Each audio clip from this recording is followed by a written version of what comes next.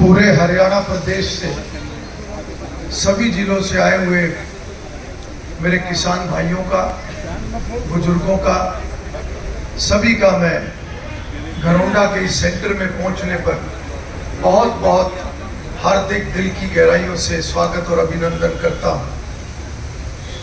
अभी डॉक्टर रणबीर जी, डॉक्टर धर्म सिंह,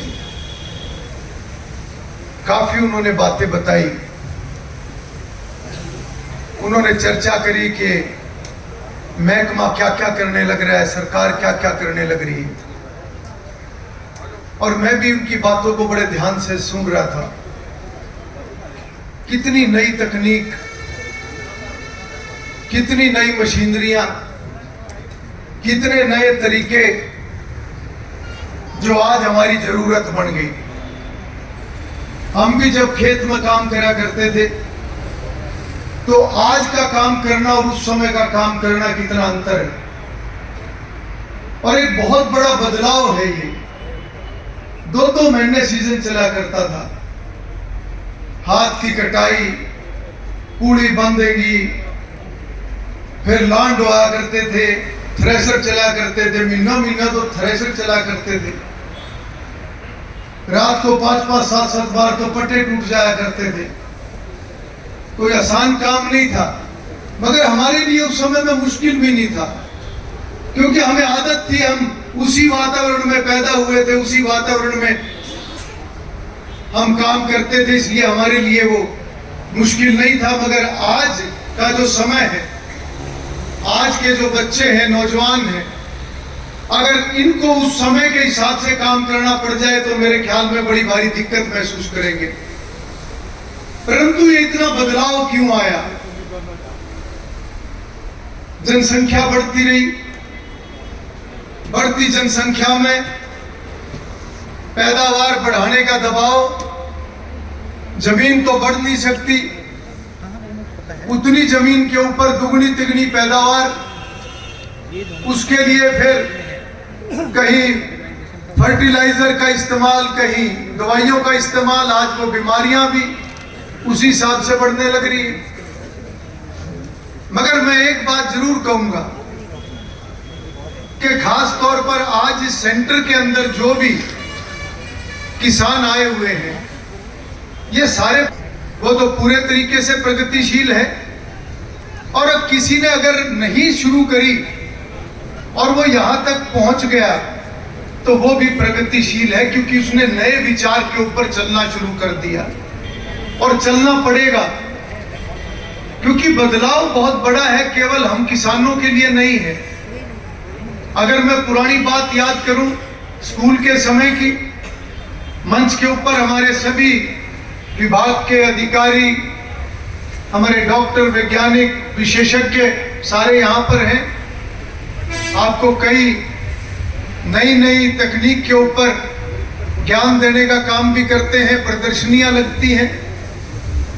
अगर मैं उस समय याद करूं, ये जीटी रोड पे अब आवाज आने लग रही है, कितना ट्रैफिक है, और यही जीटी रोड है जब हम स्कूल में पढ़ा करते थे, क्योंकि खेत हमारे जीटी रोड के साथ थे, हम खेलने के लिए जीटी रोड पे आ जाया करते थे।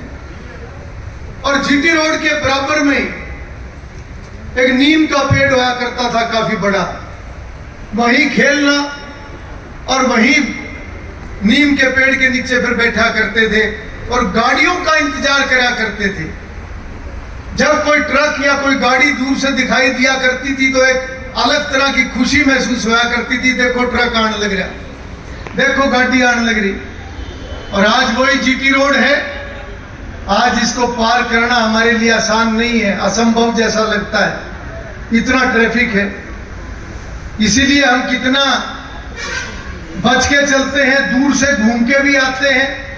जो ये पुल पार, सड़क पार करने के लिए पैदल पुल बने हुए हैं, उसके ऊपर से जाते हैं। तो आज पैदल क्यों नहीं जाते? क्योंकि आज समय की जरूरत है, ट्रैफिक इतना ज्यादा बढ़ गया कि एक्सीडेंट से बचने के लिए पैदल उस फुट ओवर ब्रिज के ऊपर से जाना पड़ेगा, गाड़ी है तो ऊपर से घूम के आना पड़ेगा। तो ये बदलाव सभी के लिए है, केवल हम किसानों के लिए नहीं है, ये सभी के लिए बदलाव है और बदलना पड़ेगा। अगर आगे बढ़ना है तो बदलना पड़ेगा। आज अगर मैं पुराना समय याद करूं, मोटर ऊपर धरी रहा करती थी, थोड़ा सा घेरा खो तो पानी आ जाया करता था। आज वो पुराना समय याद करके मैं भविष्य में आगे नहीं बढ़ सकता। आज समय क्या आ गया कि वास्तव में जैसे डॉक्टर साहब बता रहे थे, महेंद्रगढ़ में अगले 10 साल के बाद जमीन में पानी नहीं बचेगा अगर वहां पर ध्यान नहीं दिया गया। और अगर हम करनाल वाले ये सोचे कि ये संकट तो महेंद्रगढ़ के ऊपर है, हमारे ऊपर नहीं है, तो हम महेंद्रगढ़ से 10-15 साल पीछे हैं, उससे ज्यादा अंतर नहीं है।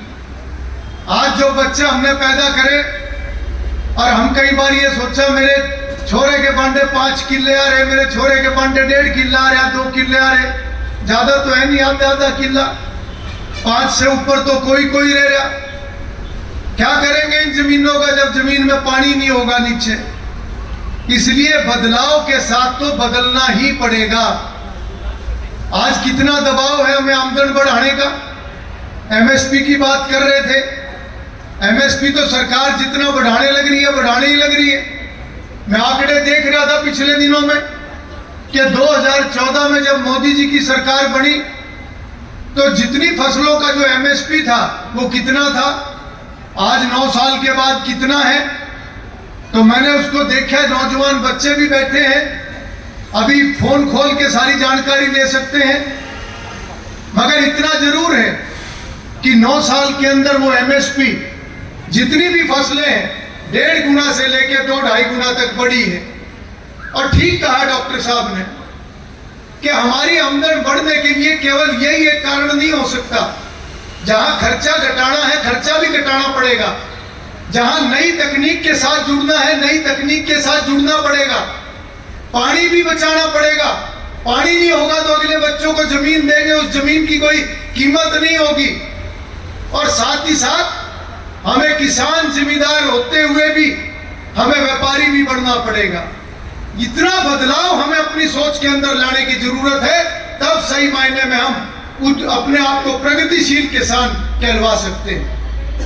मुझे याद है, मैं हर साल आता हूं यहां मेले में। एक साल में ये शहद का काउंटर लगा हुआ था, 7-8 काउंटर लगे हुए थे। मैं जिक्र करता हूं इस बात का। मैंने शहद की कीमत पूछी तो जो किसान था उसने 80 रुपए से लेकर 120 रुपए तक बताई। और जो खरीद के आके डब्बे में बंद करके बेचने का काम करते हैं, जिन्होंने पैकेजिंग का अपना एक छोटा यूनिट लगा लिया, उन्होंने कीमत बताई 200, 225 रुपए से लेकर 500 रुपए तक। और मैं हर बार इस बात का जिक्र करता हूं कि किसान कितनी मेहनत करके अपनी फसल पैदा करता है, चाहे वो खेत की फसल है, चाहे वो डेयरी की बात है, चाहे वो शहद की बात है, चाहे वो मशरूम की बात है। मगर हम पैदावार तो करते हैं, हमसे ज्यादा मेहनत कोई करता नहीं, मगर उससे अगले कदम पर हम नहीं बढ़ पाते कई बार। तो असली जो मुनाफा है वो हमारी जेब में नहीं आता, वो मुनाफा कहीं और जाता है। इसलिए आज हमें किसान के साथ साथ व्यापारी भी बनना पड़ेगा।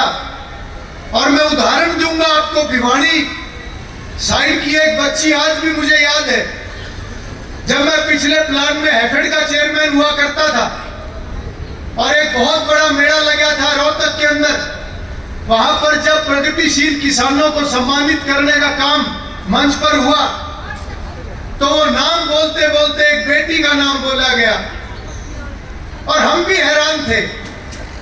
और जब वो बेटी स्टेज के ऊपर आई तो उसका जब परिचय करवाया गया कि ये फलाने गांव की बेटी है, बीटेक करा हुआ है, एमबीए करा हुआ है, और इसने अपनी पढ़ाई पूरी करने के बाद नौकरी नहीं करी, इसने तय करा कि ये खेती करेगी और उसने लोन लेकर फूलों की खेती करने का काम शुरू करा। 1 साल के अंदर लगभग 1.25 करोड़ रुपया उसकी कमाई पहुंच गई थी, केवल 4 साल के अंदर अंदर।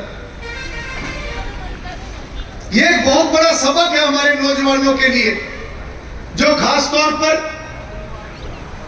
पढ़ लिख जाए तो कई बार बड़ा दुख होता है जब ये कहते हैं कि खेती तो हमारे लायक नहीं है। ये बात बिल्कुल समझ से बाहर है। अगर खेती हमारे लायक नहीं है, अगर मैं आज इंजीनियर हूं या मैं आज जहां पर हूं, मैं उस खेती के दम पर हूं जो मेरे माँ बाप ने तपस्या करके उस खेती के अंदर और ये घर को आगे बढ़ाने का काम करा, मुझे पढ़ाने का काम करा।